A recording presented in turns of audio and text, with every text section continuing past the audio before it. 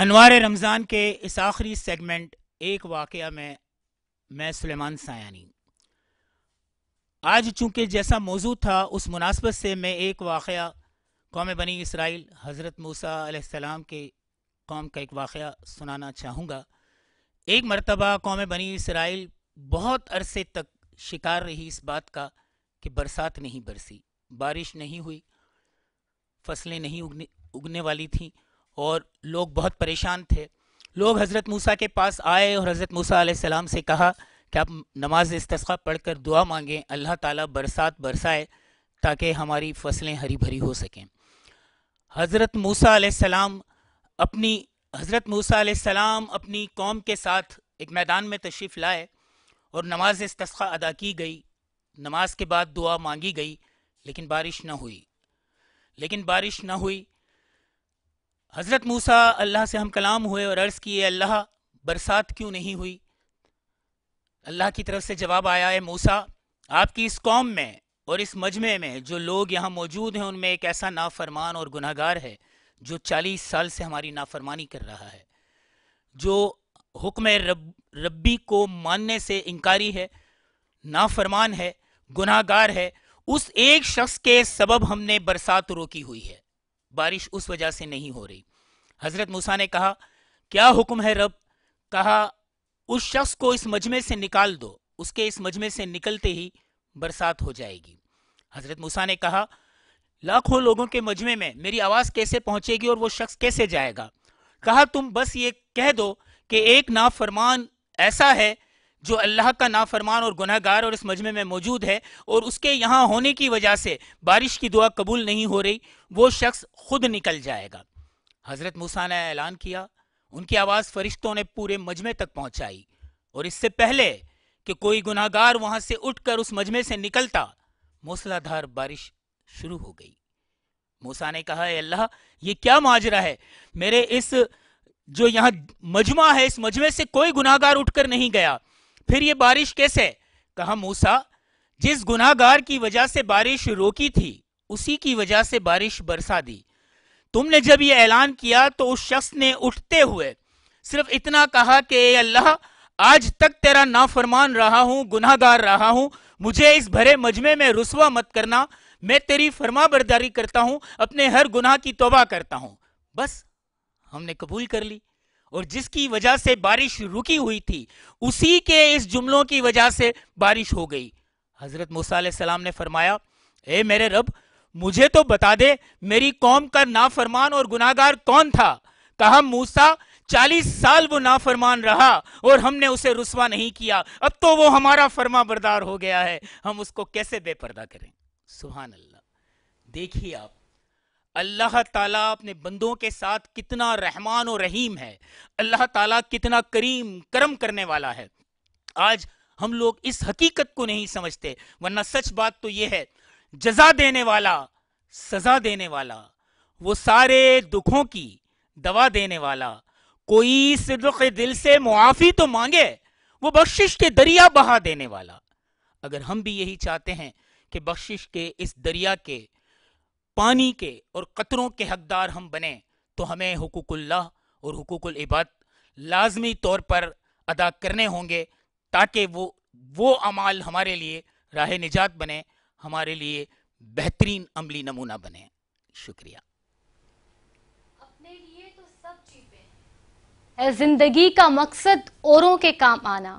ناظرین کرام، جیسے کہ آج ہمارا موضوع تھا حقوق العباد اور حقوق اللہ، تو آج اگر ہم دیکھیں تو حقوق العباد کی ہمارے پاس بہت زیادہ کمی ہے۔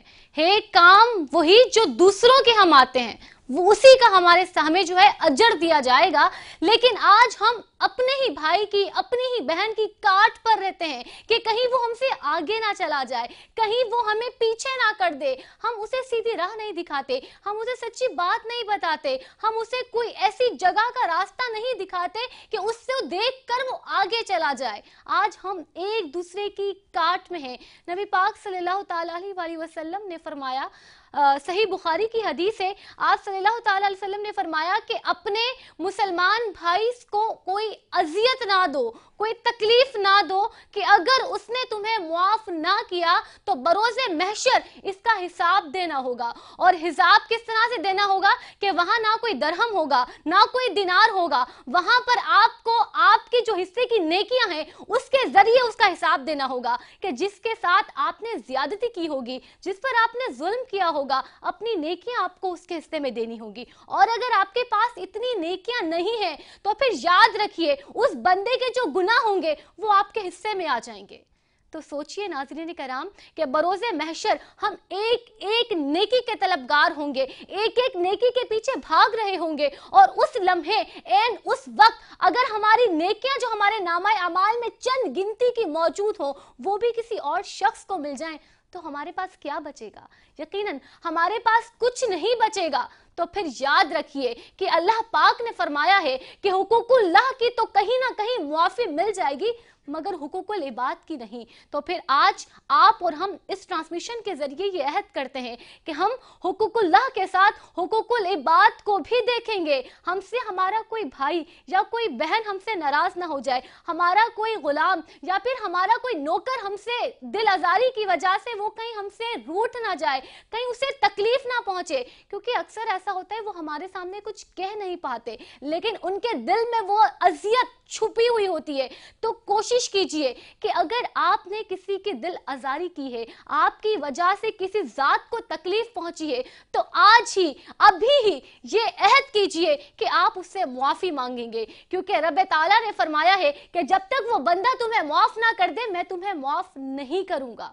तो फिर इंशाअल्लाह आज इस ट्रांसमिशन के जरिए आज आप और हम ये अहद करते हैं कि हम पूरी कोशिश करेंगे कि हमारी तरफ से किसी की दिल आजारी ना हो, हुकूकुल इबाद के ऊपर पूरा का पूरा उतरे, बिल्कुल उसी तरह जिस तरह से इस्लाम ने हमें बताया है।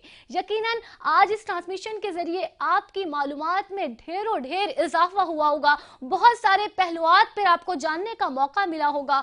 जैसे मेरी नाचीज़ की मालूमात में इजाफा हुआ है क्योंकि उलमा कराम का जो सेगमेंट था बहुत ही दिलचस्प मालूमाती गुफ्तगू उसमें हुई है। इसी तरह के बहुत और मजेदार से मालूमाती मौजू जिसके ऊपर आप लोगों को भी आगाही होगी, मुझे भी आगाही होगी, आपके सामने लाते रहेंगे, क्योंकि आपका और मेरा ये ताल्लुक 1 या 2 दिन का नहीं है, पूरे 30 दिन का है।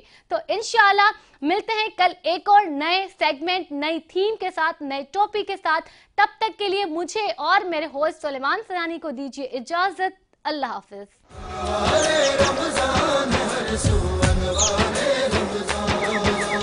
रंगो नूर की बारिश हर जा, रहमत ही रहमत है हर पल, हर मस्जिद हर घर में रौनक, बरकत ही बरकत है हर पल। कर ले अपनी बख्शिश का इस माह में कुछ सामान,